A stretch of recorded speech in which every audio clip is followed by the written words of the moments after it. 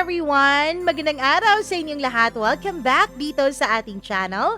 Kasama niyo na naman ang inyong one and only Mama Mia at syempre, panibagong kwento na naman ang ating pagsasaluhan for today's video. And yes, on time tayo ngayon dahil meron tayong internet, hindi kagaya kahapon na wala tayong internet, 'di ba? Napakahirap nun. Akala ko nga di na ako makakapag-upload Boti na lang. Bote. Naku, buti na lang at bumalik ang internet natin ng mga 12 noon kahapon. Kaya ayun, nakapag-upload pa rin tayo. Hello ako sa ating mga suking tagapakinig at syempre sa mga suki natin na nakasubscribe na sa atin at laging inaabangan ng mga bago nating kwento. Maraming salamat po. Mahal na mahal ko po kayo. Thank you so much. Mua. At syempre, shout out na rin tayo dun sa mga nag-comment sa atin. Kay Yuki BL, maraming salamat sa pakikinig. Dins Lumigid, Rose Eunice, Sir Reynaldo de Vera, maraming thank you. Leslie Villanueva, maraming salamat sa iyo Leslie. Joey Arbo, maraming salamat sa pakikinig. Clarinel Miguel, thank you very much. Ayun, hello rin ako kay Julian Ramilo. Maraming salamat din kay Gimaras Girl, kay Zaida Vidal, Marlene Polidario, Mercedita Harabejo, maraming salamat.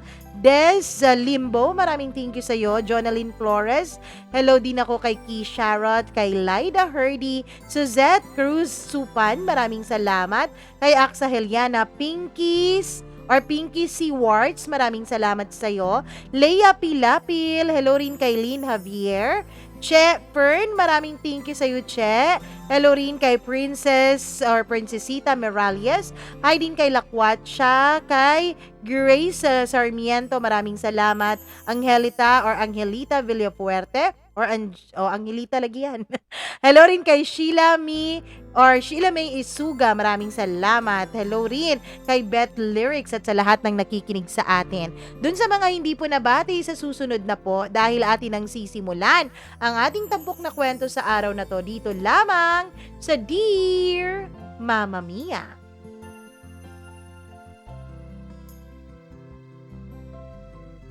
Minsan, sa ating pagsusumikap na matupad ang ating mga kagustuhan, hindi na natin namamalayan na meron na pala tayong ibang naaapakan.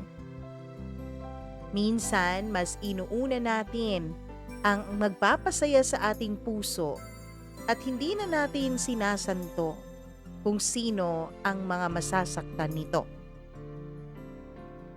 Dear Mama Mia, hello sa lahat at sa iyo Mama Mia na lagi naman talagang nagsusumikap na meron kaming mapakinggan sa araw-araw. Kami po ay labis na nagpapasalamat sa iyo dahil meron kaming inspirasyon na aming nahuhugot sa araw-araw naming pamumuhay. Mama Mia, pinapadala ko po itong sulat ko dahil gusto ko pong magbigay ng inspirasyon sa iba ninyong mga tagapakinig. Gaya ng pagbibigay ninyo ng inspirasyon sa akin sa mga kwentong iyong binabasa dito sa iyong channel. Itago niyo na lamang po ako sa pangalang Missy. Baliktad po ang kahulugan niyan sa tunay ko pong buhay. I am from Davao City. And Mama Mia, kinagigiliwan ko po sa ngayon ang pakikinig sa inyong programa. Simulan natin ang storya ko taong 1999. Yes, napakatagal na panahon na at alam kong panahon pa ito ng kopong-kopong. Ang uso nung mga panahon na yon ay phone pals and chat sa IRC. Yun po ang nauuso. Meron po akong kaibigan na binabae na may nakaka-chat at binigay niya ang kaniyang phone number. Yung bahay pala namin Mama Mia ay opisina po siya sa baba at sa taas po kami naninirahan na pamilya. Meron pong 3-way call noon ang landline namin. Tumatawag daw yung friend ko sa kanyang ka-chatmate pero hindi daw ito sumasagot. At binababa daw nito ang telepono dahil nga siguro babae ang pakilala niya dun sa chatmate niya. Yung kanyang chatmate ay itago na lang po natin sa pangalang Luke. Isang araw, Mama Mia, ay pinakiusapan ako ng kaibigan ko na ako raw ang tumawag kay Luke. Baka sakaling magsalita raw ito. Ayoko nga, bakit mo ba ako dinadamay sa mga ganyan mo? Sige na, please. Kahit ngayon lang, tulungan mo naman ako. So, ayun Mama Mia, ako ang tumawag kay Luke. Hello, pwede kay Luke? Sabi ko nung may sumagot na sa kabilang linya. Sino to? Halos malaglag ang pangako nung marinig ko ang boses niya. Napaka-manly ng kaniyang boses. Kaya pala pinipilit talaga ako ng kaibigan kong ito na tawagan si Luke. Classmate niya, Missy po. Akala ko noon Mama Mia ay kuya yun ni Luke o di kaya ay papa niya dahil napakamatipuno na ng boses. Hindi ko naman nakalain na si Luke pala mismo ang kausap ko. Wala naman akong kakilalang Missy. Ay sorry, ikaw pala to. Pinatawag kasi ako ng friend kong naging ka-chatmate mo. Sandali ha, i-connect kita sa kanya. Sabi ko Mama Mia. Wala naman akong ka-chat. Kayo na lang dalawa mag-usap. Sige. At agad ko na siyang kinonect dun sa kaibigan ko. Nung nag-hello na ang kaibigan ko sa kabilang linya ay nag-exit na rin ako. After 10 minutes siguro ay tumawag sa akin yung kaibigan kong bakla at kilig na kilig naman talaga siya dahil napakagwapo daw ng boses ni Luke. Hindi ko naman siya masisi, ako nga rin ay kinilig eh. Halos every night noon Mama Mia ay magkakausap kami ng mga kaibigan ko sa telepono kasi 3-way nga yun. Tapos summer pa nung mga panahon na yun kaya naboboard na talaga ako sa bahay. Ilang days ang lumipas ay sinabihan na naman ako ng kaibigan ko na tawagan ko raw ulit si Luke dahil hindi na naman daw siya sinasagot nito. Please, last na talaga to. Ikaw talaga, bakit naman ako ang pinapatawag mo hindi lang naman ako ang kaibigan mong babae? Sige na, Missy, please. At dahil makulit siya at syempre marupok naman ako sa kakulitan niya ay pumayag ulit ako Mama Mia. Hello, pwede kay Luke? Sino to? Si Missy po, classmate niya. Hello, si Luke to. Sabi kasi ng friend ko, hindi mo na raw siya sinasagot ulit. Sorry hindi naman kasi ako talaga ang ka-chat niya yung classmate ko. Tapos nagka-Counter-Strike lang kami sa internet cafe. Ayun, pangalan ko at number ko ang binigay niya. Ganun pala. Sige, sasabihan ko na lang kaibigan ko. Sige, thanks, bye. Teka, sandali. Pwede bang mag-usap muna tayo? Tanong ni Luke. And the rest is history na nga, Mama Mia. Nag-getting to know each other na kami ni Luke nung mga panahon na yon. Every night na kaming nag-uusap dalawa, dun ko nalaman na magkasing edad lang pala kami. Matapos ang mahigit 2 buwan ay patapos na noon ang summer vacation. Aaminin ko, komportable na akong makipag-usap noon kay Luke. At nararamdaman ko, Mama Mia, na may feelings na rin ako para sa kanya. Kasi nga, nilook forward ko na every night na mag-uusap kaming dalawa. Ano palang station ang pinapakinggan mo ngayon? Sinabi ko sa kanya ang FM radio station na pinakikinggan ko at sinabi ko kung anong kanta noon ang nagpi-play. Nung panahon kasi namin noon ay usong-uso ang mga radio station, Mama Mia. Wala pa kasing ibang libangan noon, Mama Mia, kundi radyo lamang at telebisyon.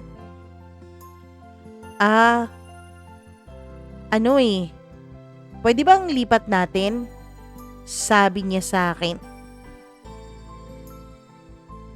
Tapos, Mama Mia, nilipat namin dun sa radio station na kanyang sinabi sa akin at nagpi-play doon ang kantang Find Me by David Gates.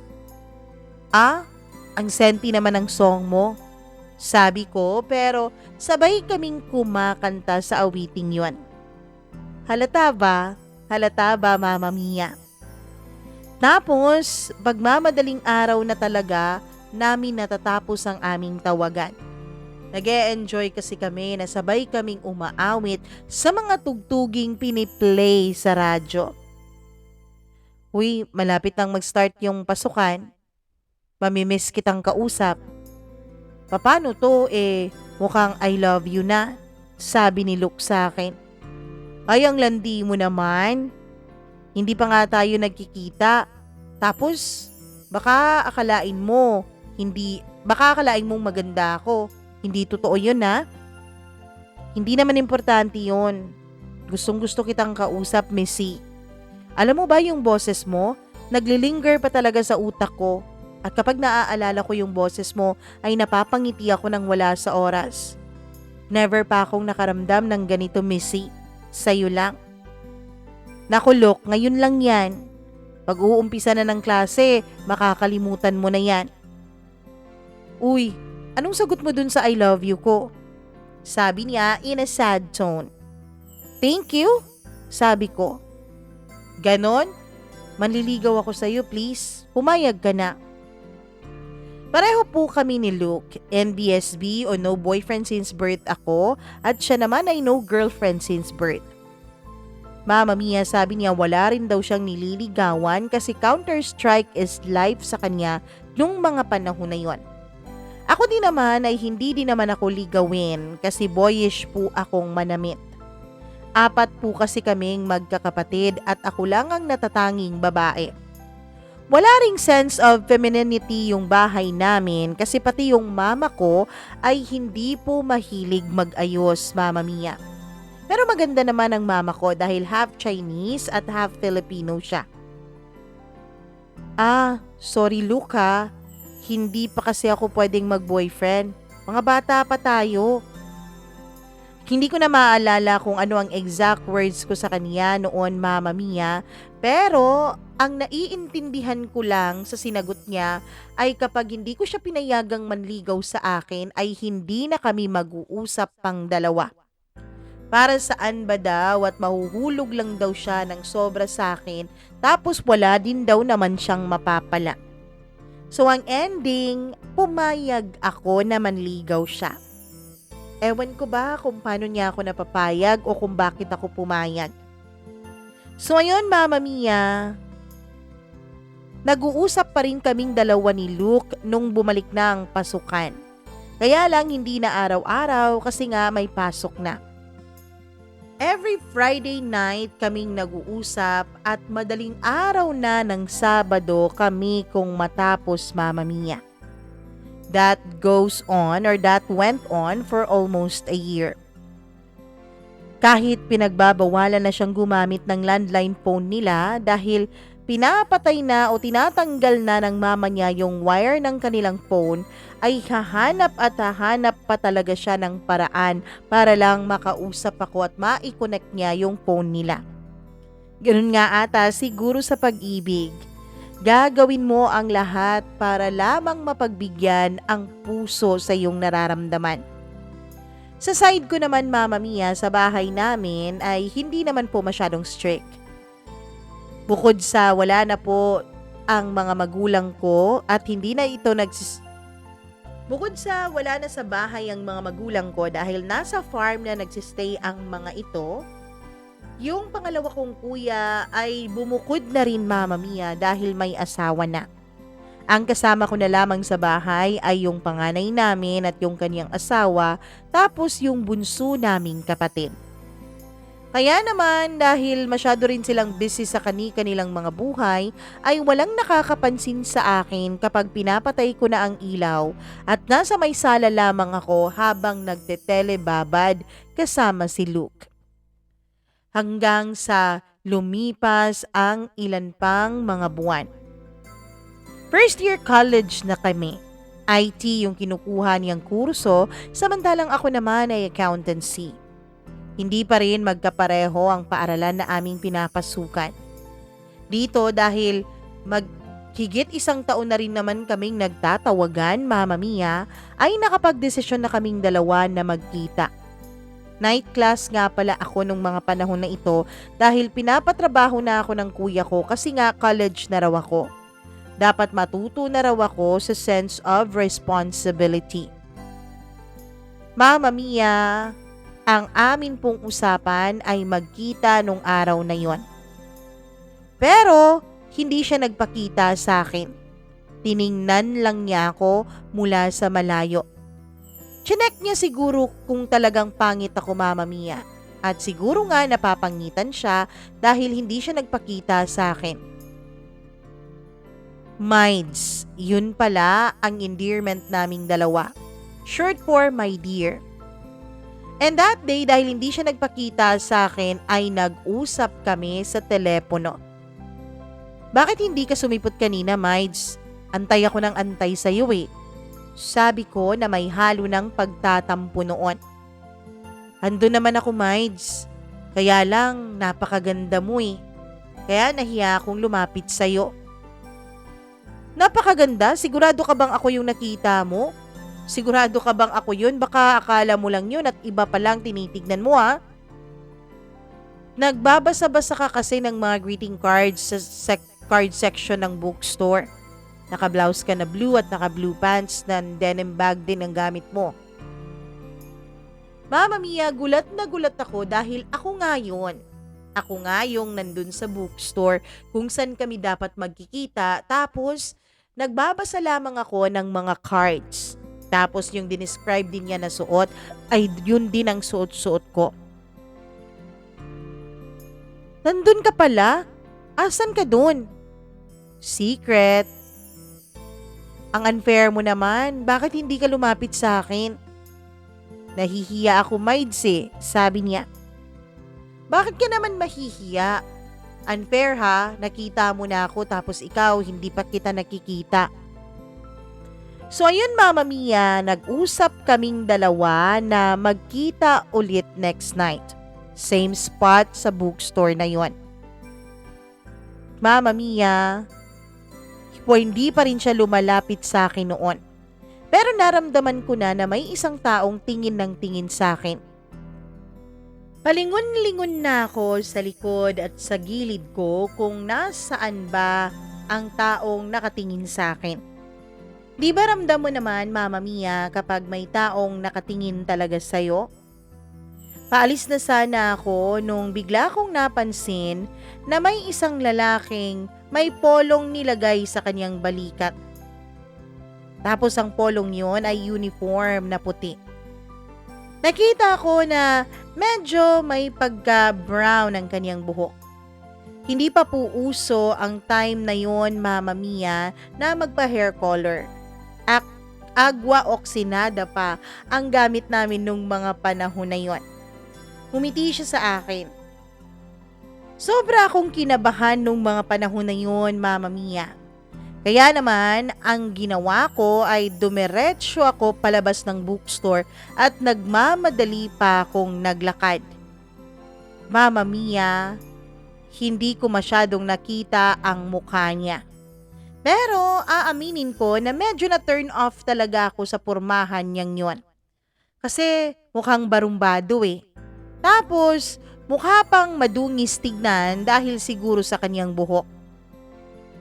Umuwi ako ng bahay, Mama Mia, dahil hindi ko alam kung paano ko siya haharapin. Hindi ako tumawag. Siya ang tumawag sa akin. Ikaw ba yung nakangiti sa akin kanina? Bigla kong tanong sa kanya. Oo, Mides, ako yun. Kaso lang, dumiretso ka ng lakad eh. Parang nagmamadali ka ata, sabi niya sa akin. Sorry kinabahan kasi talaga ako. Kasi parang ang barumbado mong tignan. Tapos, yung buhok mo, sorry pero hindi talaga ako sanay sa ganon. Wala na sana akong balak pa noon, Mama Mia, na ipagpatuloy pa ang communication naming dalawa. Matapos ko nga siyang makita dahil nga hindi siyang type ko. Hindi ganong pormahan ang type ko sa isang lalaki. Kaya lang, siya na itong laging nag-i-initiate ng tawag at pakikipag-usap sa akin. Pero aaminin ko na nawalan talaga ako ng gana nung nakita ko ang kanyang itsura. Kahit na ayaw ko ay hindi ko naman siya pwedeng hindi sagutin kapag tumatawag, hindi ba Mama Mia? Kaya pinagpatuloy ko na lang ang pagsagot sa mga tawag niya, pero aaminin kong pinaparamdam ko sa kanya paunti-unti na hindi na ako interesado. The next week after that, since may malapit na mall sa school namin, ay dun kami tumambay ng mga kaklase ko. Dun talaga kami tumatambay lalo na kapag wala ng klase. Sa baba ng food court kami, nagsasnacks ng mga classmates ko Mama Mia. Biglang may lumapit sa amin habang nagkakausap kami, nagtatawanan at kumakain. Mides, pwede ba tayong mag-usap? Gulat na gulat ako dahil hindi ko siya napansin. Ha? Doon ko nakitang nagpagupit pala siya Mama Mia. Nawala na yung brown niyang buhok at clean cut na ang mukha niya.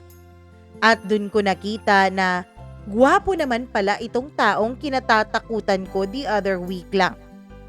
So syempre nag-excuse muna ako sa mga friends ko para kausapin siya. Nag-usap kaming dalawa, pero hindi rin namin pinatagal dahil pareho pa kaming may klase. Mama Mia, inamin ko na rin sa mga kaibigan ko na may boyfriend na ako at yung lumapit sa amin kani-kanina lamang ay boyfriend ko na yon. Yes, bumalik ang gana ko kay Luke.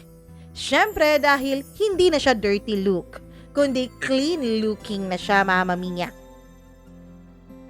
Doon ko nakita na kaya naman pala niyang magpakapogi, kaya ayun, patuloy ang aming relasyon at syempre, patuloy din ang aming pag-uusap.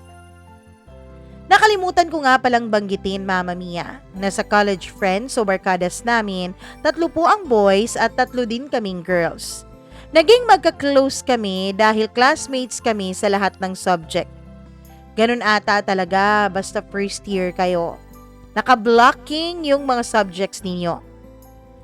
Noong mga panahon na yun din Mama Mia ay may cellphone na rin naman. Kaya lang hindi pa po touch screen at tapos yung load pa noon ay minimum of 300 pesos.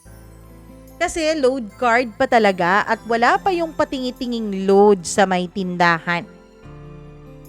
Mama Mia, ang tuition ko ay company ng kuya ko ang nagbabayad. Ang sweldo ko po sa aking pinaghihirapang part-time job, ayun na po ang allowance ko at para sa iban ko pang mga pangangailangan. Si Luke Mama Mia, allowance lang din ang meron siya.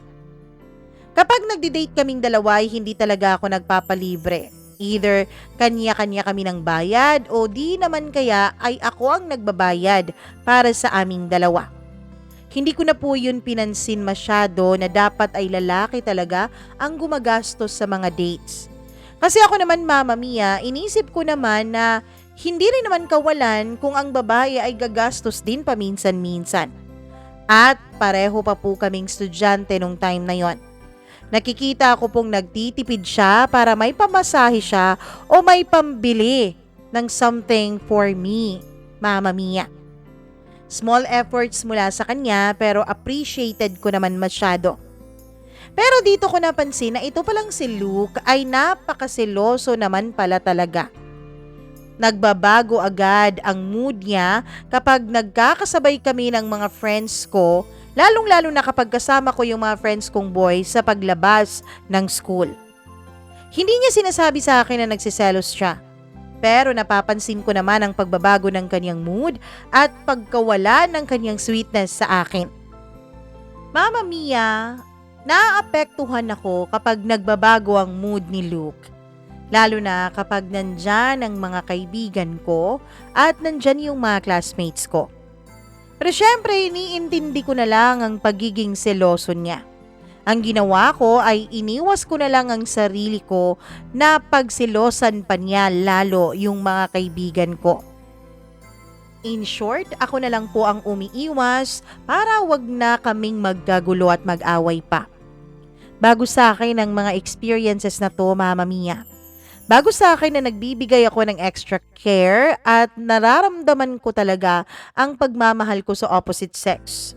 Bago sa akin na iniisip ko kung anong mararamdaman niya.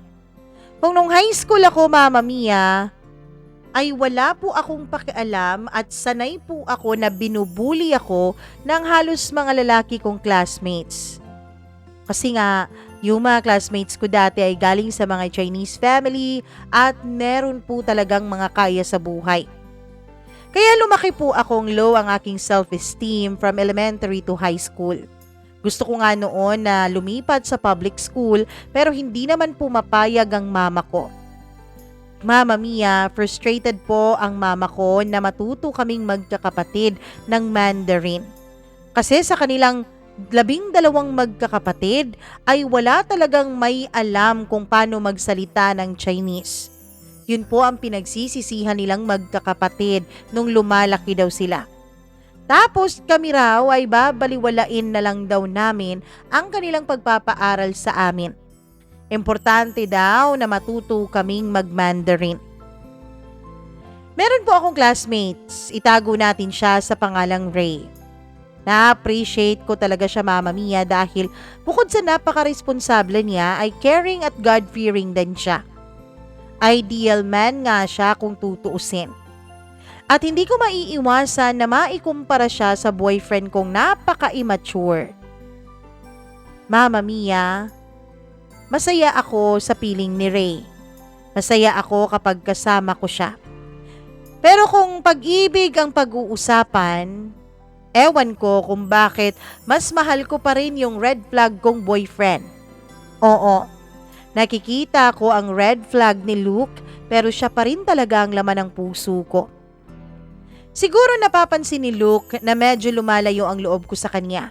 Kaya naman nag-extra effort siya, Mama Mia.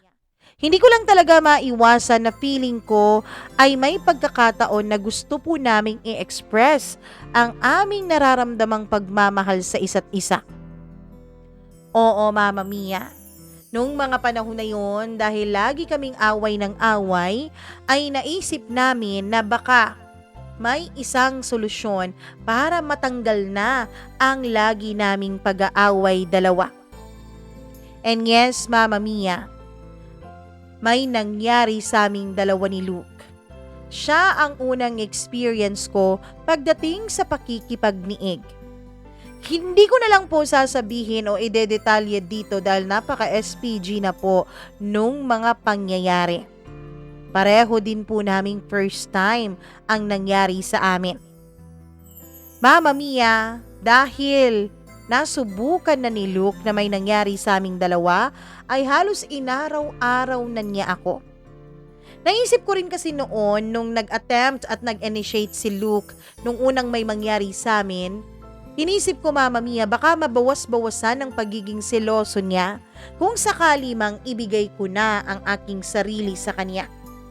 At oo nga, nabawasan ang pagiging seloso niya pero nadagdagan naman ang pagiging makulit niya. Halos every time na nagkikita kami ay may nangyayari sa amin. Hanggang sa na-realize ko, Mama Mia, na ito palang pagmamahal na ito at ito palang pagniniig naming dalawa sa kama ay regalo pala ng Panginoon para sa mag-asawa.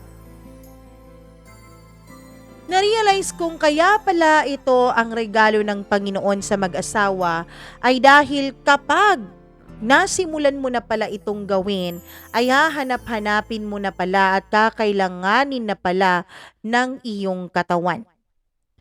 Tapos kaming dalawa ni Luke ay hindi pa mag-asawa. Hindi rin iisa ang aming tinitirhan, kaya naman patagu-tagu kami kung saan kami pwedeng pumwesto at kung saan namin pwedeng gawin ang bagay na yon. Siguro kung nung mga panahon na yon ay may mga camera pa ang mga cellphone, ay baka nauna na kaming mag-viral ni Luke sa mga pinaggagawa naming dalawa. Mama Mia, kahit na may nangyayari na sa aming dalawa ni Luke, ay nakikita ko pa rin kung gaano kabuting tao itong si Ray. At aaminin ko na nagkakaroon na ako ng feelings sa kanya pero purely admiration lang. Dahil sigurado naman ako na mahal ko si Luke. Sigurado ako sa nararamdaman ko sa boyfriend ko dahil kung hindi ko naman siya mahal, hindi naman din siguro papayag ang sarili ko na paulit-ulit ko itong ibigay sa kanya, hindi ba? Mama Mia, ang physical contact naming dalawa ni Ray ay usual lang na ginagawa namin ng mga kaibigan ko. Minsan nga lang ay nagagawan ko ng meaning dahil nga sobrang na-appreciate ko talaga siya. Pero Mama Mia, kahit na may konti na akong nararamdaman noon kay Ray, ay natatakot pa rin akong sumugal. Natatakot ako Mama Mia dahil nahihiya po ako sa iisipin ng ibang tao kung sakali man na patulan ko ang pagkagusto ko kay Ray. Kung sakali mang unahin ko ang nararamdaman ko para sa kanya.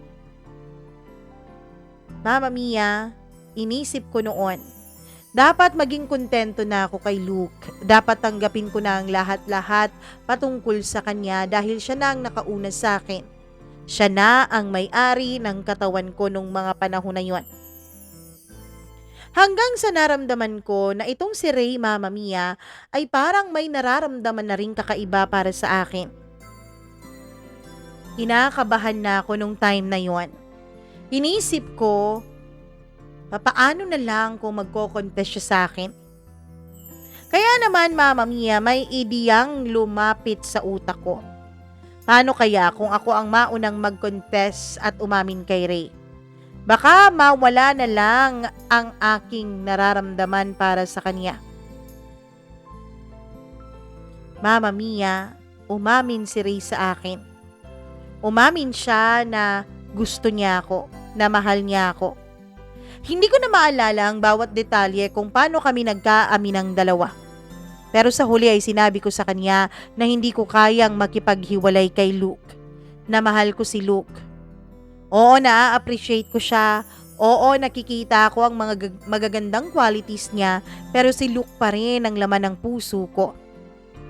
Buti na lang at naintindihan naman yon ni Ray Mama Mia. Buti na lang at we remain friends pa rin naman at walang nagbago sa aming dalawa. Akala nga ng iba naming mga classmates, yung hindi nakakaalam at nakakakilala kay Luke ay kaming dalawa ni Ray, ang mag-boyfriend at girlfriend. Kasi nire-reserve po ako ni Ray ng upuan sa classroom Mama Mia every time na nahuhuli akong pumasok. Pero lagi niyang sinasabi sa bawat taong mapagkakamalan kaming magjowa at syempre nilalakasan niya yon at with diin pa Mama Mia na hindi ko girlfriend si Missy, isa pa may nobyo na yan. Lagi niyang sabi noon sa amin. Hanggang sa nag-second year college na kami, sa iilang subjects na lang po kami magkakaklase. Kasi nga Mama Mia, hindi naman po ako ang nagpa-process ng enrollment ko. Kundi yun pong sa trabaho ng kuya ko ang nagpo-proseso nun Mama Mia since sila po ang nagbabayad. Nakalimutan ko nga po palang banggitin na dun din po pala ako nagtatrabaho sa kumpanyang pinagtatrabahuan ng kuya ko. Nung hindi ko nakaklase ang mga kaibigan ko ay medyo boring na po ang college life ko Mama Mia. Yung iba rin kasi sa amin ay nag-shift na into other courses. Yung iba naman ay tumigil na sa pag-aaral dahil hindi na kaya ng budget. So si Luke na lang talaga ang consistent sa buhay ko nung mga panahon na yon. Hanggang sa 18th birthday ko, pumunta si Luke sa amin at pinakilala na niya ang sarili niya bilang boyfriend ko Mama Mia. Yung birthday din ng mama ni Luke ay pinakilala na rin ako ni Luke sa kanyang pamilya bilang girlfriend niya. Hindi naman po umayaw ang mga magulang ko sa aming dalawa ni Luke. Basta ang paalala nila sa amin ay dapat unahin namin lagi ang aming pag-aaral. At ganun din naman ng mga magulang ni Luke sa amin. Pero Mama Mia, habang tumatagal ay nagiging toxic na ang relationship naming dalawa ni Luke. Hindi na rin kasi sumasapat ang pakikipagsiping ko sa kanya para masigurado kong hindi na siya nagsiselos Mama Mia. Hanggang sa may mga pagkakataon na rin na sinasaktan na niya ako. Ewan ko, pero usong-uso ata sa time namin noon, Mama Mia, na kapag mag-boyfriend at girlfriend pa lang kayo, ay meron na kayong karapatan na para bang mag-asawa na kayo sa isa't isa. At 'di ba sabi nga ng karamihan, every family raw ay merong curse o kasalanan na minana pa natin mula sa ating mga ancestors. Sa aming pamilya, Mama Mia, ay ang amin pong anger management. Ang temper po namin. Lagi-lagi po kaming nagsasnap kahit na konting bagay lang at hindi na dapat pinagtutuunan pa ng pansin. At minsan nga, Mama Mia, dahil sa sobrang galit ko ay may mga nasasabi akong hindi maganda o may nagagawa akong hindi ko dapat ginawa. Pero hindi naman po at all times. Meron lang talagang pagkakataon na hindi ko napipigilan ang sarili ko. Tapos Mama Mia, dumating pa sa punto na kapag nag-aaway kaming dalawa ay sinasampal ko siya. Siya nung mga panahon na yon ay umaalis lamang siya at mag-walk out. Iniiwanan niya ako.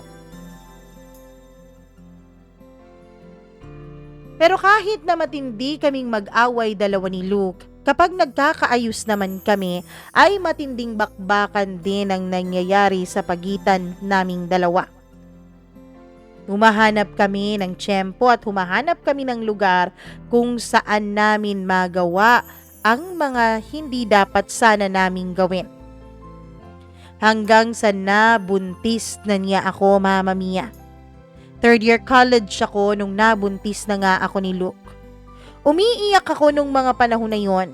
Hindi lang dahil buntis ako kay Luke, kundi dahil iniisip ko ang toxic naming relasyon. Pakiramdam ko nung mga panahon na yon ay nasa endgame na ang relasyon naming dalawa. Mama Mia, dinadasal ko noon sa Panginoon kung bakit umabot kami sa ganung dalawa ni Luke. Bakit kailangan niya akong mabuntis? Diba parang baliw lang? Ilang beses sa isang linggo kung magniig tapos mag-e-expect na hindi mabubuntis?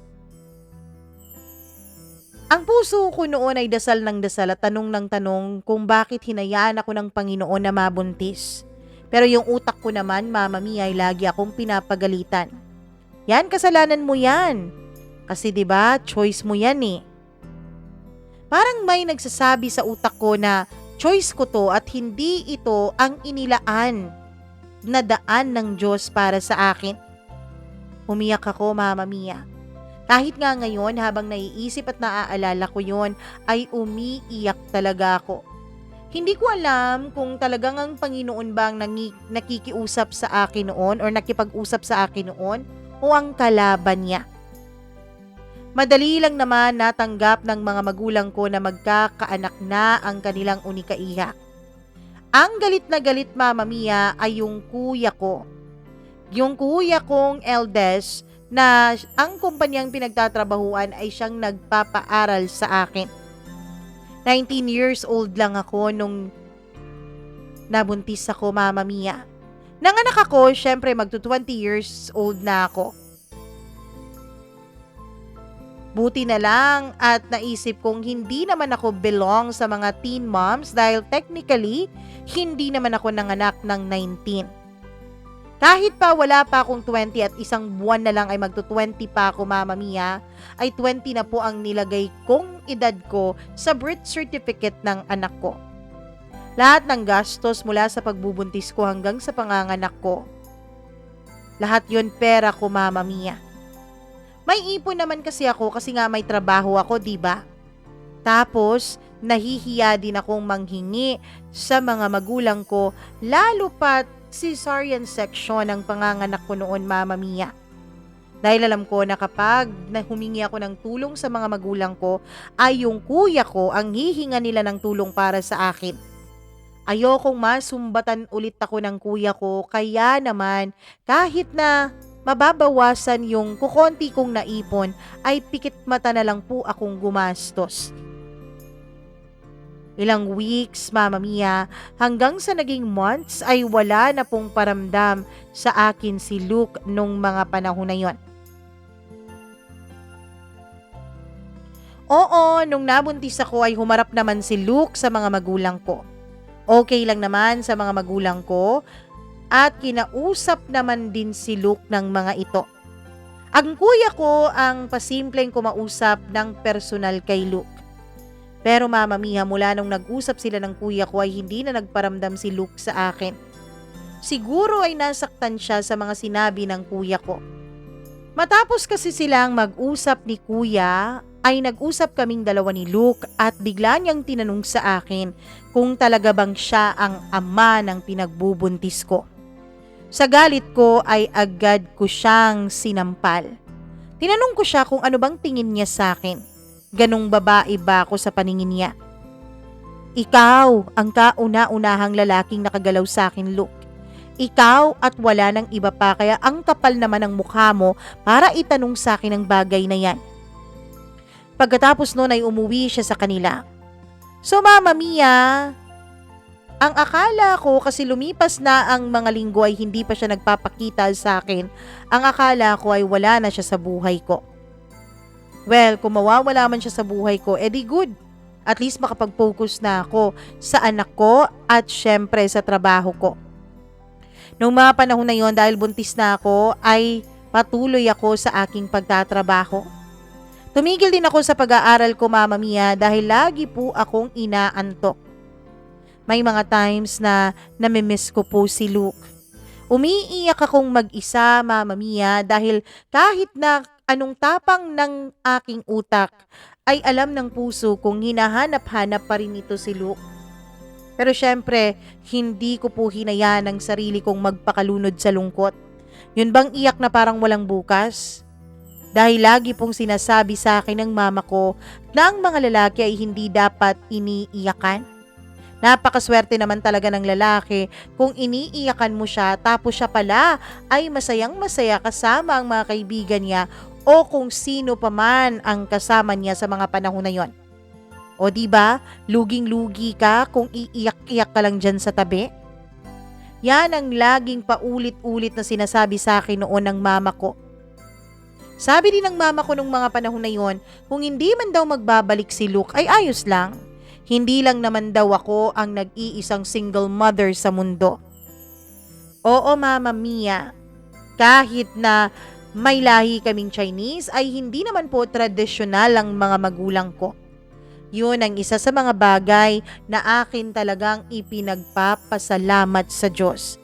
Dahil kung talagang tradisyonal kami noon, malamang sa malamang ay napalayas na ako.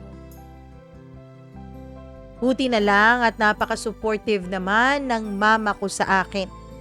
Alam nyo ba, sa pagiging super supportive niyang mother, ay hindi talaga siya nagpatalo kina Luke. Pinuntahan niya si Luke sa mismong bahay nila. Inantay niya talagang dumating ang mama ni Luke, Mama Mia, tapos siya ang nagsabi kay Luke na may anak na kaming dalawa.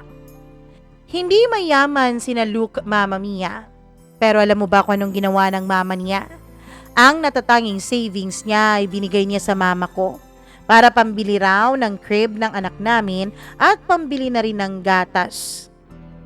Hindi rin pala ako nagbe-breastfeed nung mga panahon na yun, Mama Mia, dahil nung nasa nursery pa lang ang anak ko ay nakatikim na ito ng bottled milk o yung formula milk ba? Tapos Mama Mia, hindi umiinom ang anak ko sa gatas ko. Dahil sabi ng mama ko, wala raw lasa ang gatas ng ina. Siguro nakasanayan ng anak ko ang gatas sa ospital. Kaya lang, nung mumurahing gatas na ang pinainom ko sa kanya, ay nagka-UTI naman ang baby ko. Kaya after 1 week na nasa sa loob ng ospital, ay mamahaling gatas na ang inireseta sa kanya. As in, super mahal naman talaga. Kung ano-ano na po ang mga gatas na mamahalin na pinagpapalit-palit namin dahil hindi talaga nahihiyang ang anak ko. Buti na lang at palihim pa rin sumusuporta noon ang mama ko sa akin. Kaya naman, naisaayos at nairaos rin namin ang gatas ng anak ko. Tapos yung anak ko, Mama Mia, hindi rin talaga umiinom ng malamig na gatas. Dapat yung medyo mainit-init pa. Napaka-arte naman talaga nitong anak ko. Mama Mia, hanggang sa matapos nga ang pag-uusap ng mama ko at ng mama ni Luke, ay bumalik na ito sa piling namin. Sa bahay namin nakatira si Luke. Okay lang naman sa mga magulang ko na nasa bahay si Luke, basta no sex na kaming dalawa. And hindi dapat kami magkatabi sa pagtulog dahil alam nilang pwede kaming matempt na may mangyari sa aming dalawa at baka mabuntis ulit ako. Mama Mia, meron po kaming yaya para sa baby ko. Pero pag nasa bahay namin si Luke ay siya ang tagabantay ng bata. Hanggang sa nagpaalam na si Luke sa mama niya na mag-aasawa na siya. Ayaw pa ng mama ni Luke, Mama Mia, dahil masyado pa raw kaming bata, dalawa. Baka raw mag-iba pa ang mga gusto namin pagdating ng panahon. Baka naman pagkalipas ng ilang taon ay hindi nyo na pala gusto ang isa't isa. Huwag muna kayong magmadali. Pwede naman nating sustentuhan yung anak ninyo, Luke. Mama Mia, si Luke nung mga panahon na yun ay gusto na rin na mag-asawa kaming dalawa. Isa pa, hindi po sa kanya nakaapelyedo yung anak namin. Dahil nga po wala siya noong nanganganak ako, ay hindi po siya nakapirma dun sa birth certificate ng bata. Wala din siya nung pagka-discharge ko sa ospital, Mama Mia. Tapos ako nung mga panahon na yon, ayoko mag-antay sa mga padrama-drama ni Luke. Kaya naman nagdesisyon ako na sa apelyedo ko o apelyedo ng mga magulang ko ipasunod yung bata. Hanggang sa pinabinyagan na nga namin ang anak namin. Yung parents ko syempre ang gumastos dahil sabi nila yun daw ang regalo nila para sa kanilang apo. Si Luke naman, Mama Mia, ay pumunta sa baptism ng kanyang anak pero hindi niya kasama ang pamilya niya. Ang mga ninong at ninang ng anak ko ay syempre yung mga high school and college friends ko na sina Ray at Fiona. Mama Mia, hinayaan ko lang si Luke sa gusto niya na magproseso para sa magiging kasal naming dalawa. Simple lang ang kasal na pinaplano niya, community wedding, buffet ang reception. Ang dami-dami pang mga pamahiin na sinusunod si Luke para dun sa kasal namin. Gaya na lamang ng pagtatapon ng bigas, tapos sinuklayan pa talaga kami, tapos isinasayaw yung suklay na nasa loob ng baso ng tubig. At pagkatapos nun, Mama Mia, ay pinainom sa amin ng tubig na nasa loob ng baso na yon.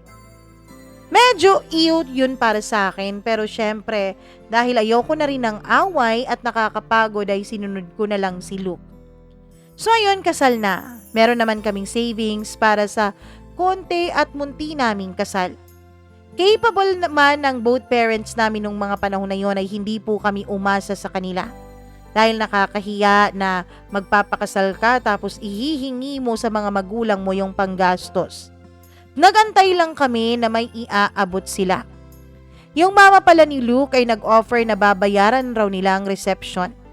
At binigay din niya ang kanyang bank book na gagamitin daw namin kapag meron na kaming pamilya.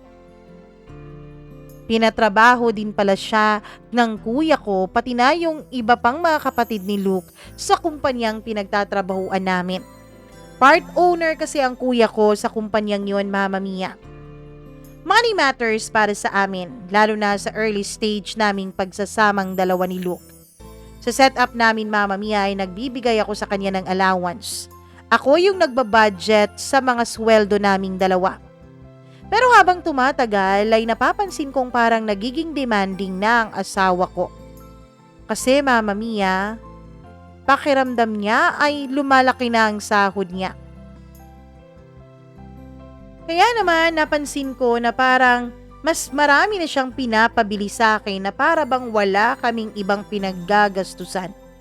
Nagpabili siya ng gaming PC for entertainment daw dahil napakahirap daw namang magtrabaho. Pang-unwind daw niya pagdating niya galing sa trabaho. Pumayag ako nung mga panahon na yon, Mama Mia, kasi meron naman siyang earnings at isa pa, alam ko naman na deserve din niya na magkaroon ng relaxation pagkagaling sa trabaho. Pero ilang buwan lang ang lumipas ay may iba na naman siyang pinapabili. So ako, para hindi na ako ma-stress dahil may incentives din naman siya sa trabaho niya, ang ginawa ko, Mama Mia, ang sweldo ko ay para sa needs ng mga bata. Ang incentives niya ay sa kanya lang. Pwede niyang gawin kahit anong gusto niyang gawin sa incentives niya. Yung sweldo lang ang kukunin ko. Hanggang ngayon ay yun pala rin ang setup naming dalawa. Magkaiba kami ng pera. Mama Mia, kung tutuusin, kapag tinutotal ko po ang ginagastos namin sa bahay, ay parang mas malaki pa po ang nagiging share ko sa mga gastusin namin. Pero okay lang as long as harmonious naman ang pamumuhay namin. Hindi rin naman ako papayag na ako lahat ang umako sa mga gastusin. Kung ganun naman pala na ako lang sa lahat-lahat, buti na lang na umuwi na lang siya sa kanila. Pero syempre, Mama Mia, nagkausap naman kami at pumayag naman siya na yung incentives niya ay para lang sa kanya. Nagpagawa din pala kami ng bungalow type na bahay. Pagkatapos ng ilang araw, Mama Mia, ay bumisita sa amin ang mga in-laws ko nung pagkatapos naming lumipat. "Kuya, kape naman tayo dyan," sabi ng mama niya. "Wala kaming kape, ma eh." "Ay, oo, tama. Mga bata pa kasi kayo lahat na nakatira dito." Meaning, kaming tatlo, ako, si Luke at ang anak namin ay mga bata pa. Medyo na-offend ako nun, Mama Mia. Ang dami pa niyang mga pasaring na sinabi every time na bumibisita kami sa kanila o di kaya naman ay sila ang bumibisita sa amin. Ang pagsasama namin ni Luke kahit ano pang pilit ko ay hindi po laging smooth sailing. Lalo pat, Mama Mia, magkasama na kami noon sa iisang bahay. Siyempre, iba-iba po ang pagpapalaki sa amin kaya may pagkakataon na nagka-clash talaga kaming dalawa. Dati, Mama Mia, kapag nagtatampo ako ay hindi talaga ako kumikibus sa kanya. At nung mga panahon na naging mag-asawa na kami, ako na po ang namamalo o nananakit sa kanya ng personal. Kapag naman nasasaktan ko siya ng pisikal ay umaalis siya, Mama Mia, at syempre nag-walk out at ilang oras na hindi umuuwi. Hanggang sa ganun na lang ang naging usapan naming dalawa. Kapag mainit ang ulo niya ay aalis siya at kapag mainit din ang ulo ko ay aalis siya. Medyo may pagka-dramatic din kasi talaga itong napangasawa ko. Ewan ko kung swerte bang matatawag ang anak namin pero simula nung dumating siya ay medyo umayos na rin ang pamumuhay ni na Luke, Mama Mia. Natutuwa ang mga magulang ni Luke lalo na ang mama niya nung unti-unti ay nakakapagsalita na ang anak namin. Siya ang nag-offer na siya raw ang gagastos sa first birthday ng aming baby. Mama Mia, unti-unti na niyang natatanggap na mag-asawa na talaga kami ni Luke nung mga panahon na yon. Pero minsan ay nag-a-attitude pa rin ang mama niya. Medyo umiiwas na lang ako sa pagpunta sa kanila dahil ayoko na makarinig pa ng kung ano-ano. Pero kapag pumupunta naman doon si Luke at ang anak namin ay hinahanap naman daw ako ng kaniyang mama. Sinabihan ko na lang ang asawa ko, Mama Mia, na pag pumupunta ako sa kanila ay nakakainis sa pakiramdam ko kapag meron akong ibang naririnig mula sa kaniyang mama. Iniiwasan ko lang na baka hindi ko na mapigilan ang sarili ko at masagot ko siya tapos magiging away pa. Naintindihan naman yon ni Luke, Mama Mia. Lagi-lagi ding sinasabi sa akin ng mama ko na wag daw akong magsasalita ng pangit sa mga in-laws ko. Wag raw akong papatol kapag may marinig akong hindi maganda. Dahil, Mama Mia, hindi raw ako madaling mapatawad ng mga in-laws ko kapag ginawa ko yon. Kung si Luke ang sasagot-sagot sa kanila ay mas madali nila itong matatanggap dahil anak nila ito. Pero ako ay hindi nila kaano-ano sa dugo, kaya raw dapat iwasan ko ang makipag-away sa mga in-laws ko. Tapos, Mama Mia, dapat daw hindi ko bibigyan ng sakit sa ulo ang asawa ko. Dahil magiging sakit sa ulo daw ng isang lalaki kapag ang kaniyang mama at ang kaniyang asawa ay magkaaway. Pareho raw kasing importante sa mga lalaki ang asawa nila at ang kanilang ina. Hindi raw pwede na mamagitan o nasa gitna namin si Luke, Mama Mia, dahil masasaktan daw ito. Naintindihan ko naman ng mama ko kaya pinipilit kong sundin yon, Mama Mia. Hanggang sa nag 3 years old na ang anak namin, nagkaroon na rin ito ng kapatid. Puro babae po pala ang anak namin ni Luke. Mama Mia, kapag nanganganak talaga ako ay wala itong si Luke. Dahil ang gusto kong kasama ay ang mama ko. Para lang po siyang bisita na pumupunta lang kapag tapos na akong manganak. Nagbibit-bit ng mga pagkain at kung ano-ano pang mga pangangailangan ko sa ospital. Gusto ko kasi na mama ko ang nag-aalaga sa akin kapag nanganganak ako. Pag uwi namin nung nanganak ako sa pangalawa naming baby ay nagka-postpartum ako, Mama Mia. Kasi nakakapagod talaga nung mga panahon na yon. May baby pa ako tapos may toddler pa akong inaalagaan na napakasilosa naman talaga at manang-mana naman talaga sa ama niya. Pinagseselosan ang kaniyang kapatid. Meron naman kaming kasambahay pero mga household chores lang ang ginagawa niya. Kami talaga ni Luke ang hands-on noon sa mga bata. Ako din ang nagluluto dahil gusto ko masigurado na malinis at masarap ang kinakain ng mag-aama ko. May isang instance na pag-uwi ni Luke, Mama Mia, ay sinalubong ko po siya ng sobra-sobrang pag-iyak dahil pagod na po ako. Kunin mo muna tong mga anak mo. Kasi parang gusto ko nang sunugin tong bahay natin eh. Sabi ko in between sa pag-iyak ko nung mga panahon na yon. Ano? Ano nangyayari sa'yo? Pagod na ako. Pagkatapos kong magluto ng breakfast, papakainin ko pa yung panganay mo. Ang tagal-tagal pang matapos kumain. Magla-lunch na, hindi pa tapos kumain, magluluto na ako ng lunch. Tapos umiiyak pa ang baby. Kapag umiiyak ang baby at kinakarga ko, umiiyak din yang ate dahil nagsiselos. Hindi ko kaya. Hindi ko talaga kayang maging housewife. Okay.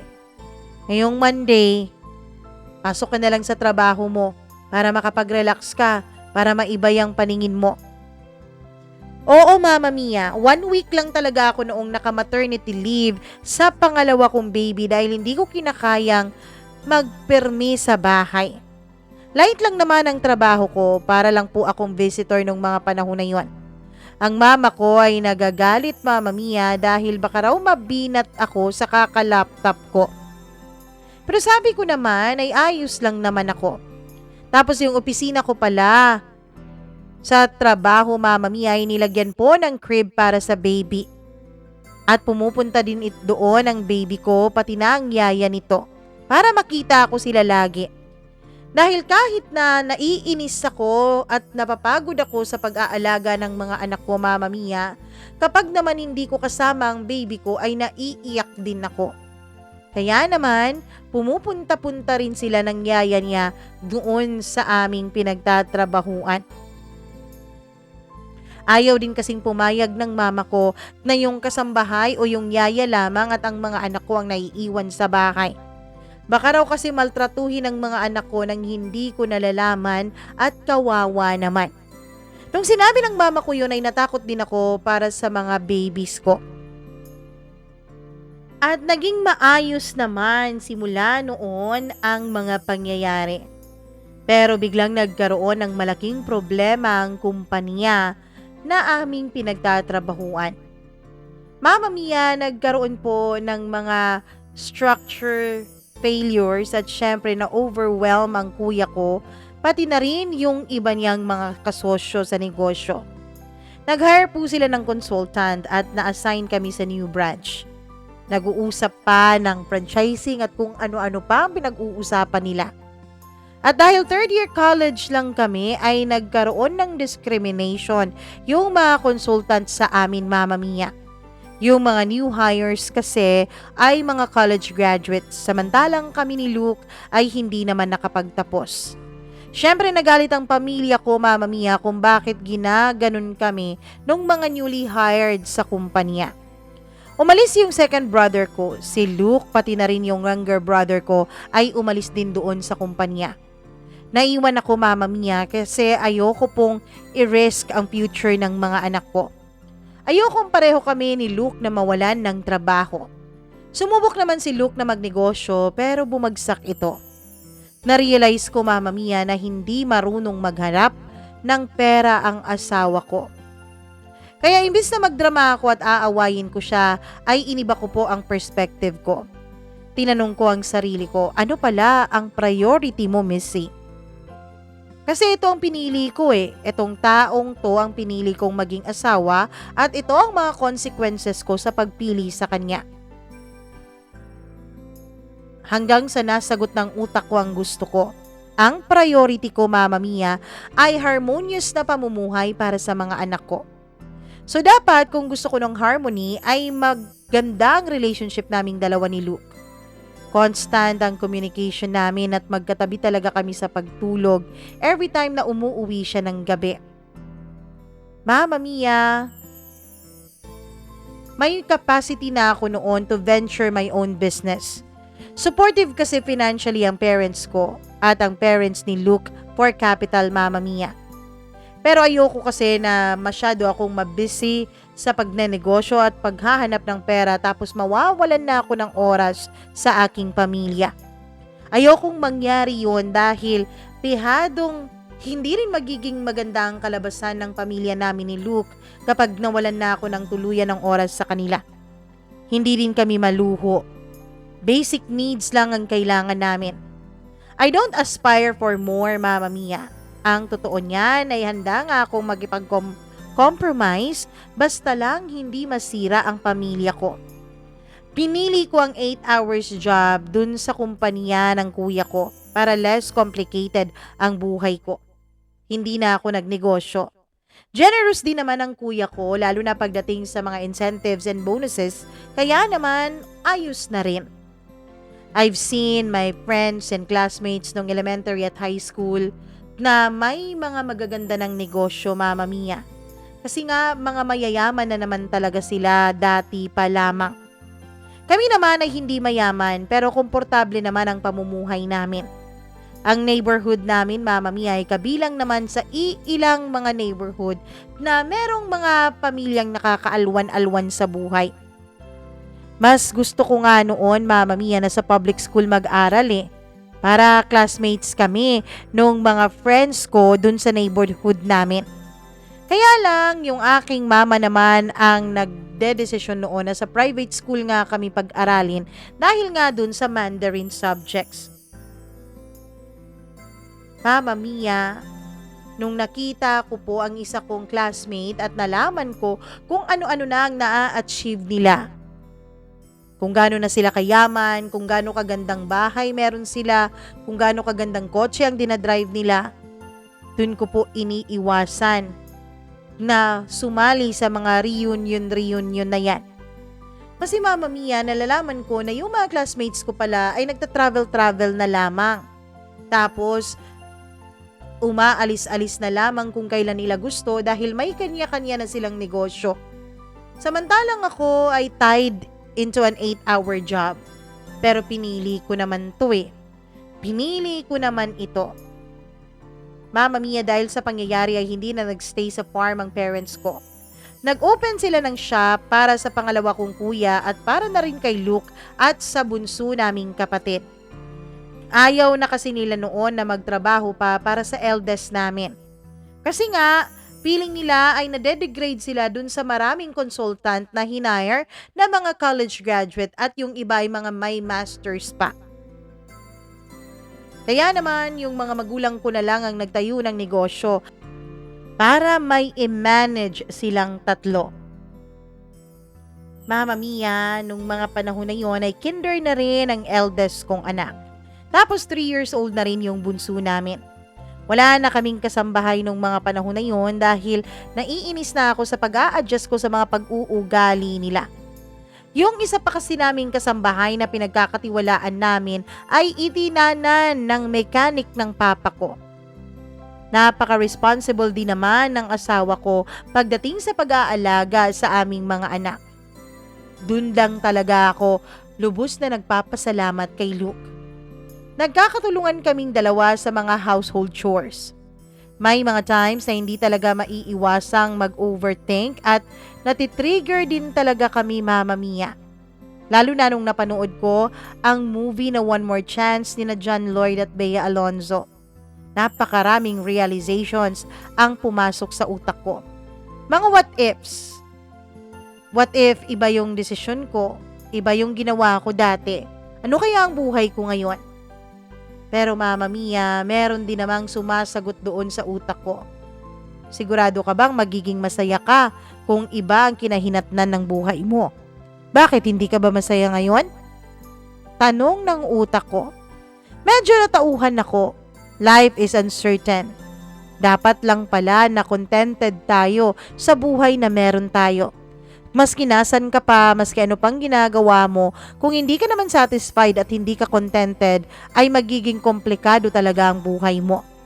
Huwag na lang nating isipin yung mga what ifs dahil lahat naman tayo ay may mga pagkakamali. At least si Luke ay kilalang kilala ko na. Kahit nga siguro Mama Mia pumikit siya o magkisap mata siya ay alam ko kung anong ibig sabihin nun. Kilalang kilala ko ang asawa ko. Yung prayers ko lagi ay sana lagi akong bigyan ng wisdom and knowledge para makapagdesisyon ako ng maayos everyday. Ang lagi kong sinasaksak sa utak ko, Mama Mia, ay hindi kay drama ang buhay ko. Huwag iasa sa destiny o sa fate ang buhay mo. At huwag isugal na yung ibig sabihin na kung kayo-kayo talaga. Or by God's will na bibigyan tayo ng freedom to choose. Binigyan tayo ng Panginoon ng kalayaan na mamili para sa ating buhay. Pero hindi ibig sabihin nun na kaya na natin ang lahat ng tayo lamang. Humingi tayo ng guidance mula sa Kanya. And speaking from experience, Mama Mia, hindi talaga ako kailanman binigo ng Diyos. Every time na nakakaramdam na ko that I feel defeated kasi hindi gumalabas yung resulta na naaayon sa gusto ko, ay lagi ko pong naririnig sa utak ko na may nagsasabing, ayos lang yan. Posibleng hinayaan ng Diyos na mangyari ang lahat ng yan for you to become a better person. Ang kailangan mo lang gawin ay to pick up the life lesson along the way. Mama Mia, lagi kong kinakausap ang Panginoon. Basta Lord, wag mo akong pababayaan na kasi napakaraming drama na nasa paligid ko. Nasasaktan ako, Mama Mia. Nasasaktan ako dahil nakikita kong malayong-malayo ang buhay ko sa ini-imagine ko dati. Pero masaya naman ako. Masaya ako sa pamilya na meron ako. Magkasama kami ng asawa ko halos 24/7, tapos lagi siyang may time na kasama ako at ang pamilya namin. Lagi kaming nag-chill every night at nagkakausap. Kami ay rest day every Sunday and Saturday. Movie marathon ang bonding namin. Malimit lang kaming umaalis dahil napapagod siyang mag-drive.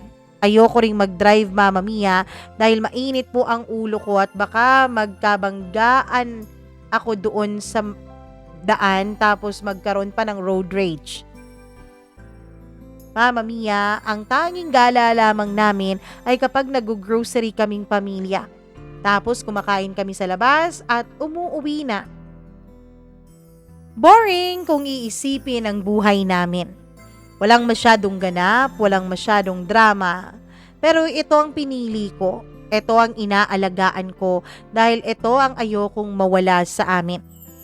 Habang lumalaki po ang aming mga anak ay lagi ko pong iniisip na dapat magiging mabuting example kaming dalawa ni Luke para makita nila kung ano ang ibig sabihin ng pamilya.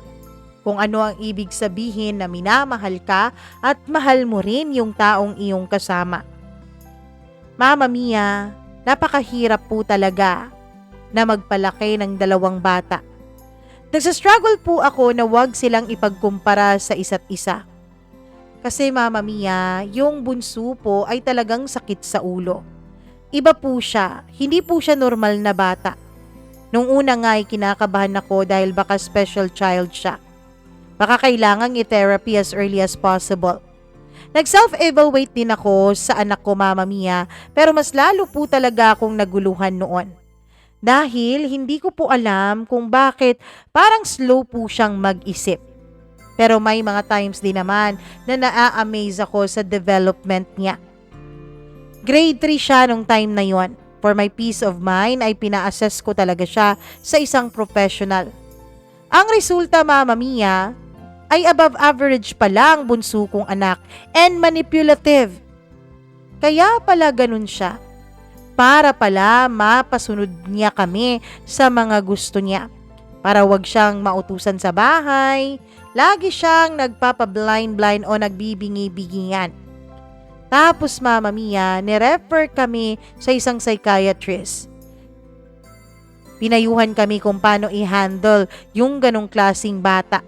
Dapat daw attentive ako sa anak ko para hindi niya ako mamanipulate at para makorek ko na rin ang behavior niya.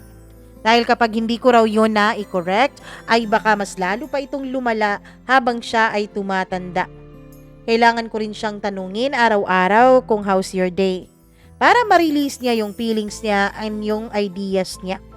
Dapat raw lagi kaming nakasuporta sa mga hobbies and interests niya para raw hindi siya madaling maboard. Kasi kapag naboboard siya, dun na lumalabas ang mga kalokohan niya. Yung mga anak ko, Mama Mia, elementary sila, hindi ko talaga sila ni-require na kailangan nilang mag-honor students. Sapat na sa akin ang makapasa sila at syempre, laging nakikinig sa school. Laging nagpa-follow ng mga rules at laging nagre-respect at laging may manners always kahit sino pa ang kanilang kaharap at kausap. Sa bahay, Mama Mia, ay lagi kong sinisikap na bawat pagkakataon na nasa bahay kaming lahat ay nagkakakwentuhan kami. At lagi naming sinisikap ni Luke na walang ni isa sa amin ang magtataas ng boses. Para yung mga anak namin ay hindi rin kasanayan ang pagtataas ng boses. Hindi naman po sa pagsasabi na hindi ako napalaki ng maayos ng mga magulang ko. Pero alam ko kasi ang toxic trait ng pamilya namin. Yung aming mga temper na hindi namin napipigilan. Yun ang gusto kong putulin sa pamilya ko, Mama Mia. Yun ang gusto kong wag mamana ng mga anak ko. Ayoko na isipin nila na ayos lang ang magsisigawan, ayos lang ang mag-aaway. Gusto kong isipin nila na dapat ang isang pamilya ay may kapayapaan. Nung grade 11 and 12 ay sinabi ko sa kanila, Mama Mia, na ito na yung trial sa pagiging college student nila. So do your best. Kasi nung elementary hanggang high school ay hindi ko talaga sila nire-require na mag-honor. Ang gusto ko lang ay mag-aral sila ng mabuti at gawin lang nila yung best nila. Pero Mama Mia, nung nag-grade 11 and 12 sila, ay ini-encourage ko sila na makakuha ng academic scholarship para konti na lang ang babayari namin sa school. Ang tinuro ko sa mga bata, Mama Mia, yung baon na binibigay namin sa kanila ay money yun ng pamilya namin. Hindi namin yun binibigay dahil baon nila at utang nila yun sa amin. Ibinibigay namin sa kanila yun dahil parte yun ng kanilang pera. Hindi rin kami required na araw-araw na magbigay sa kanila ng baon. Sinabi ko na it's a privilege at hindi obligasyon ang pagbibigay ng baon. Ang kailangan nilang gawin ay budgetin kung anong pera meron sa kanila. Sabay-sabay din kaming apat na nagwi-weekly groceries para makapili sila ng kung anong babaunin nila. At isa pa po sa tinuturo ko sa mga anak ko, Mama Mia, ay kwentahin ng mga pinamimili namin. Kwentahin kung sakto pa ba yun sa budget o kung nag-over budget na kami. Hindi ko alam kung OA lang ako sa pagtuturo ko sa mga anak ko. Pero Mama Mia, ang gusto ko kasi ay lumaki silang financially literate. Yun bang may alam sa pagbabudget? Hindi yung kahit na anong pera meron sila ay ibibili na lang. Mama Mia, hanggang sa natutunan na rin ng mga anak ko ang mga tinuturo ko sa kanila. Hindi po madali, may mga pagkakataon talaga na halos nawawalan na ako ng pasensya. May mga pagkakataon na gusto ko na lang talaga silang pagalitan. Gusto ko silang sigawan pero pinipigil ko lamang ang sarili ko. Gusto ko kasi na matutunan nila kung paano magtimpi ng galit. Kapag naiinis ako ay umaalis ako, nagtatrabaho. Pagbalik ko kapag medyo kalmado na ako ay kinakausap ko yung mga anak ko. Pinapaliwanag ko sa kanila kung anong ginawa nilang mali. Hindi po madali yon lalo pa nung nagdadalaga ng mga anak ko. Alam mo naman kapag nagdadalaga ay medyo suwail na, hindi ba Mama Mia? Pero unti-unti ay nababawasan din naman ang pagkasuwail nila. Unti-unti ay nagiging maayos din naman ang mga anak ko. Mama Mia, kahit okay yung relationship namin at 25 years na kaming magkasama ng asawa kong si Luke, ay masasabi kong meron pa rin kaming matututunan sa isa't isa. Ang amin pong pagsasama ay no history of cheating. Pero ang motto ko po sa buhay ay thou shall not pakampante. Hindi dapat pakampante tayo. Nire-require namin Mama Mia na yung mga properties ay nakapangalan talaga sa akin. At ngayon na pareho nang nasa legal age ang mga anak namin ay unti-unti ko na pong nililipat iyon sa mga pangalan nila.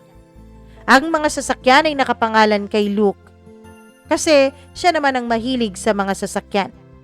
Inisip ko kasi laging advance ako mag-isip na kapag paano kung maghiwalay kaming dalawa, kawawa naman ako kung nasa kanya ang pangalan ng mga properties namin. Nag-usap na kaming dalawa tungkol doon. Lahat ina-anticipate ko Mama Mia, lahat pinaplano ko. Sa married life, hindi talaga lahat yan bed of roses. Sa simula lang yung pag-ibig na yan. Pero, ang pag-aasawa at pag-ibig ay para po yung sasakyan. Kung hindi mo lalagyan ng gasolina, ay hindi talaga yan aandar. Tayong mga babae, huwag tayong pakampante na posibleng ma-fall out of love sa atin ng mga partners natin. Kasi, dun tayo napapahamak kapag kampanteng-kampante na tayo. Tapos, hindi na lang natin namamalayan na parang mag-housemates na lang pala kayo ng asawa mo. At least once a week, dapat lagi talagang may nangyayari sa inyo. Importante yan para ma-feel at ma-express ninyo ang pagmamahal ninyo sa isa't isa. Dapat everyday din kayong touchy sa isa't isa. Everyday din kayong nag-a-appreciate ng bawat isa. Opinion ko lang po to Mama Mia ha. Huwag nyo sana akong i-bash. Ang purpose kasi talaga ng pag-share ko nitong karanasan ko sa inyo ay para po ma-reach yung mga teenagers and yung mga parents to promote na yung dating natin dati na tradisyonal. Kasi sa panahon ngayon, napakarami ng mga immature na mga asawang lalaki. Napakarami ring mga immature na mga asawang babae. Nakakala nila madali lang talaga ang pag-aasawa. Nakakala nila napakarami nilang choices. Na kapag gusto nilang mag-asawa, edi go. Kapag ayaw na, edi hiwalay. Hindi kasi ganun ang pag-aasawa. Dapat mini-maintain nyo ang pagiging sagrado ng kasal. Ang kasal ay galing po sa Panginoon, kaya sana pahalagahan natin itong lahat. Huwag yung kung feel lang nating mag-asawa ay mag-aasawa tayo. Kung feel nating makipaghiwalay ay makikipaghiwalay din tayo. Hindi kasi ganoon ang pagmamahal. Dapat nasa sentro lagi ang Panginoon para nakakapagdesisyon tayo ng maayos. Sa mga bata ngayon, alam kong feeling ninyo ang dami-dami nyo ng alam. Kasi nandyan na yung internet na wala sa kapanahunan namin noon. Accessible na ang lahat ng knowledge. Pero sana kasabay ng pagdami at pag-usbong ng inyong mga maraming kaalaman, sana wag mawala ang pagrespeto ninyo sa inyong kapwa, lalong-lalo na sa mga nakakatanda. Hanggang dito na lamang po Mama Mia at maraming salamat sa pakikinig ninyo at pagbabasa ninyo nitong aking sulat. Naway marami po o kahit dalawang mga teenager man lamang ang ma-influence ko na gumawa ng tama at syempre patuloy pa rin sa pagrespeto ng mga nakakatanda ay ayos na ako. Lubos na nagpapasalamat, Missy.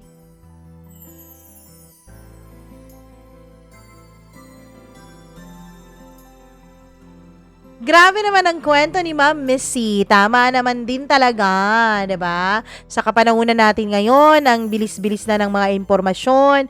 Kahit nga fake news mas mabilis pa ngang kumalat. Tapos, isang click mo lang sa telepono mo, andun na ang mga gusto mong malaman at gusto mong matutunan. Pero sana, sa kabila ng maraming kaalaman na ino-offer sa atin ngayon, sana wag pa rin nating kalimutan ang mga pinagdaanan ng ating mga magulang, ng ating mga lolo't lola, na syempre, experience is always the best teacher pa rin talaga. Yung mga experiences nila ay gawin nating example para sa magiging buhay natin. At wala namang mawawala kung tayo ay makikinig at rerespeto ng kanilang mga sinasabi, hindi ba? Maraming salamat Ma'am Missy sa pagpapadala mo ng iyong sulat dito sa ating programa. Naway pagpalain ka pa lalo ng ating Panginoon. At syempre sa mga nakikinig ngayon, thank you so much for being here. Maraming salamat sa inyong pagmamahal at pagsuporta. Hanggang sa susunod po nating kwento. Ako po ang nag-iisa ninyong Mama Mia. Hanggang bukas. Huwag kayong mawawala. And syempre, have a great day everyone. Paalam po sa inyong lahat. At stay healthy, stay beautiful and handsome, and stay happy. Bye-bye!